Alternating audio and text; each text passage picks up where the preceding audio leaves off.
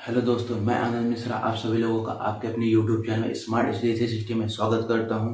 तो आज हम एक नए सब्जेक्ट इंग्लिश की ओर बढ़ेंगे और इंग्लिश के वास्ट सिलेबस को हम कवर करते हुए और इसके स्टडी प्लान को जानेंगे कि कैसे हम इसको एक अच्छे वे से हम कैसे इसको करेंगे। तो आइए हम सबसे पहले देखते हैं इंग्लिश का ये सिलेबस हमारा कैसा होगा और इसका स्टडी प्लान के बारे में। तो सबसे पहले हम इस क्रम में देखेंगे कि इसका सिलेबस क्या क्या आता है और हम इस सिलेबस को कितने पार्ट में डिवाइड करते हैं, कैसे कैसे हमें क्या पढ़ना है। तो आइए सबसे पहले हम देखते हैं English syllabus plus study plan को हम 4 सेशन में डिवाइड किए हैं। सबसे पहला है हमारा ग्रामर, सेकेंड है कॉम्प्रिहेंशन और थर्ड है वोकैबुलरी और फोर्थ है हमारा प्रैक्टिस सेशन। सबसे पहले हम यहाँ ग्रामर से स्टार्ट करते हैं। तो ग्रामर से स्टार्ट करते हैं। सबसे पहले हम यहाँ देखते हैं नाउन से रिलेटेड हम इसके सारे रूल्स को जानेंगे और हम पढ़ेंगे। और फिर प्रोनाउन, वी हैव वर्ब्स में बेसिक प्लस एडवांस दोनों की बातें होंगी।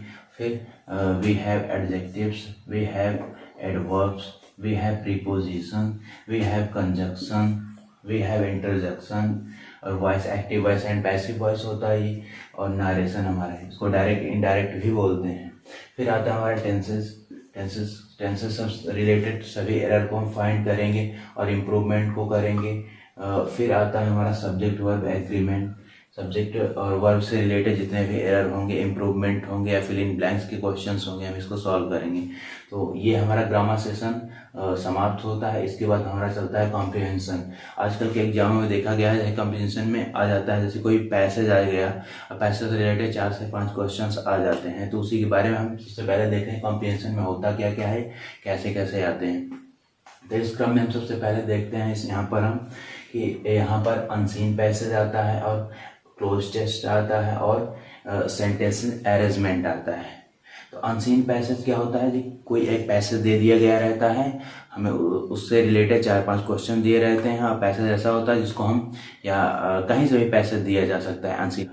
तो यहाँ पर हम देखते हैं अनसीन पैसेज रिलेटेड 4 से 5 क्वेश्चंस दिए जाते हैं।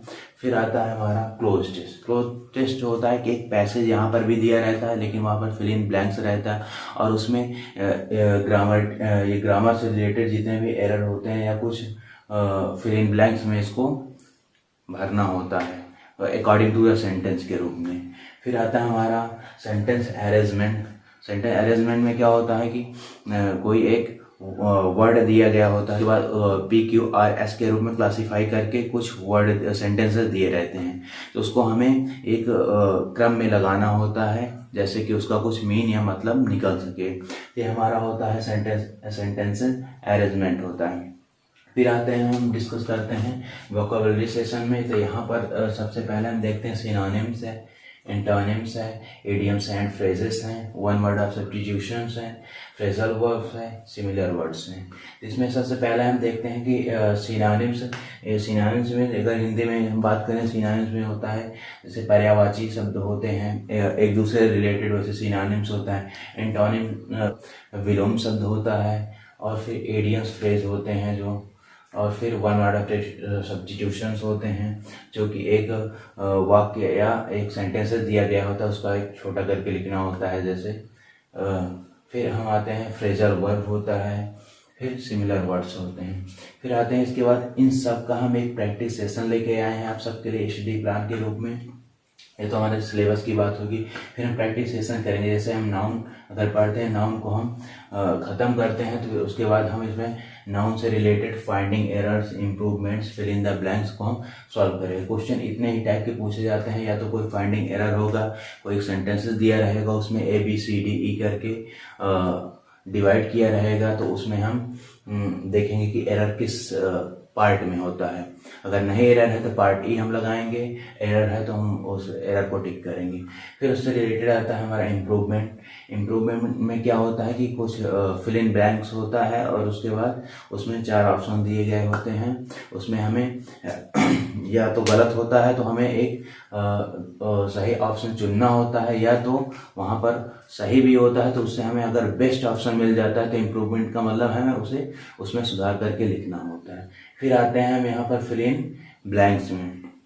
तो हमारे ये तीसरा टाइप के होते हैं कि फिल इन ब्लैंक्स पूछे जाते हैं। और फिल इन ब्लैंक्स ये हमारा ग्रामर सेशन से किसी भी पार्ट से उठा सकता है। ग्रामर सेशन की जितने भी पार्ट हैं फिल इन ब्लैंक्स उससे उठा सकता है। और या फिर इडियम्स एंड फ्रेजेस, वन और सब्स्टिट्यूशन, फ्रेजर वर्ब या इससे रिलेटेड कुछ ऐसे वर्ड होते हैं जो उसमें दिया रहता है और उसमें हमें फिलअप करना होता है। तो ये हमारा रहा इंग्लिश का सिलेबस और ये स्टडी प्लान हमारी रहेगी और हम इसमें एक एक चैप्टर लेके चलेंगे और उसके बाद इसको समाप्त करने के बाद फिर हमें finding error, improvement, fill in the blanks इसको सॉल्व करते हुए इंग्लिश को भी समाप्त करेंगे। धन्यवाद।